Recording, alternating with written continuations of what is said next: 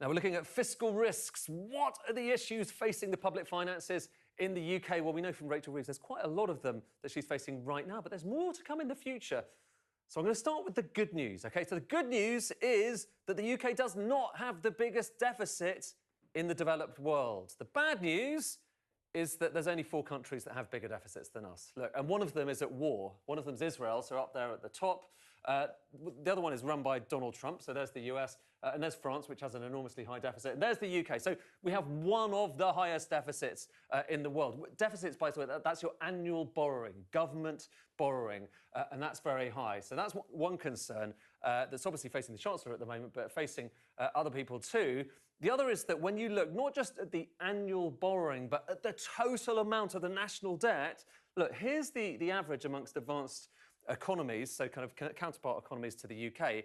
Where do you think the UK is? Higher or low? This is as a percentage of GDP. Well, you've probably guessed already.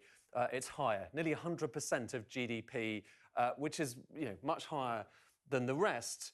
But if you think that's worrying, you might want to look away, because look at the next chart. We're going to kind of zoom out and look out into the future at what the OBR, the Office of Budget Responsibility, so they're the people who do the official forecasts, what they're projecting in the future. Is that red line going to go down?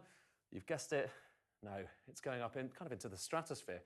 274% of GDP. That's where they say the national debt is heading in the next few years, raising the question, why? What's contributing to that? Well, it's a number of factors. First of all, the government is spending more money. And we all know this. It spent a lot during COVID, so the higher these bars are, the more the annual spending commitments that you've had. That was COVID.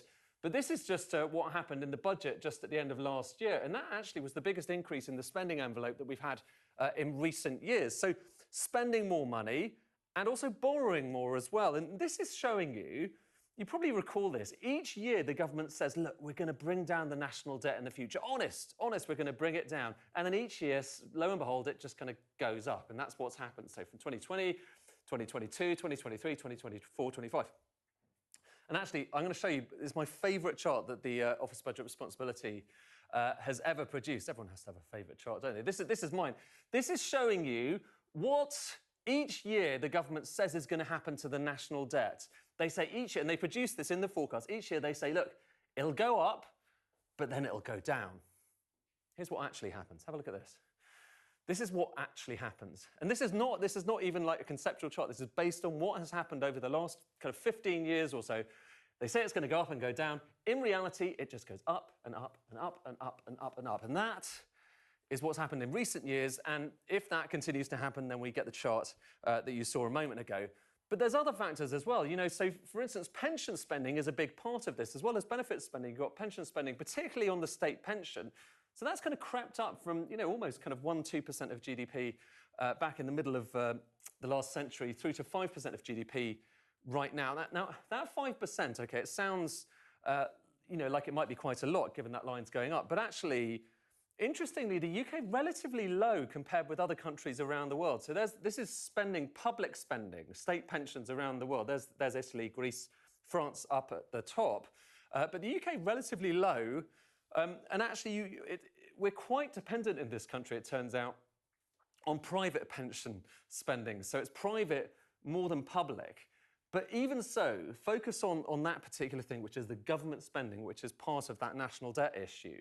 That government spending, currently 5%, that's creeping up higher. So this is the projection in the future. So it's heading up to kind of around, or is that kind of like 8% or so of GDP. Again, that's what's contributing, pushing that overall level higher, as well as benefit spending as well. And when it comes to pensions, you've probably heard a lot about, the triple lock. This is a really good illustration. So the triple lock basically guaranteeing that people are going to get a certain increase in their pensions, whether it's inflation, whether it's wages, in the coming years. But here's what would happen would happen right now if there was no triple lock in terms of total government spending on pensions. Here's what actually happens.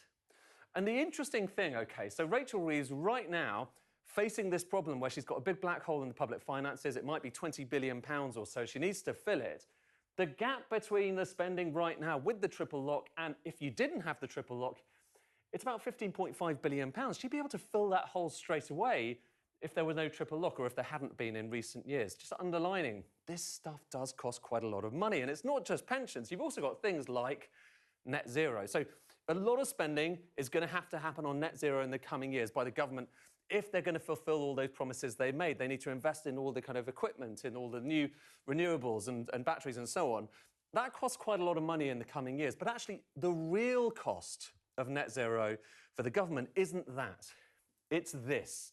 So this is the money, the red bits of the bars here. That's the money they would have got in fuel duties. And of course, if everyone is driving electric cars rather than petrol cars, they're not paying the fuel duty. And lo and behold, there's a big hole in the public finances. Another reason why that line is going up and up. Now, final chart I want to show you, which is kind of related to all of this, but I find maybe the worrying one, the most worrying one of all, is this. Because through all of this period, the UK's had what some people see as a secret weapon. And that secret weapon is basically, if you're looking at all of the debt, so governments issue lots of debt, some of it is long-dated debt, so it's a bit like a mortgage that's a 30, 40-year mortgage, some of it's short-dated debt. The UK typically, and this is breaking down how much of the debt is short-term, the red stuff, and how much of it is longer-term, so the darker stuff. The UK, look over here, has traditionally had really quite a little reliance on the short-term stuff, and that matters. Think about if you have a mortgage, you're not constantly having to turn it over, you're not constantly having to renew it. Well, the UK's debt portfolio, the government debt portfolio, it looked like that for a long time. 6% of it at short maturities, which was much lower than every other major country around the world, which meant we had kind of an advantage if we were faced with a financial crisis and suddenly needed to borrow more money. Now look, that's a few years ago, look at how these bars have changed. Look at the UK in particular. This is bring it on to the most recent year. Look at that. The red chunk has gone up. In other words, the UK has become more reliant on short-term borrowing, a bit similar to the rest of the world, raising the question, has this secret weapon suddenly disappeared? So put all of that together and you can see why the OBR is a little bit worried about all of these fiscal risks for the UK.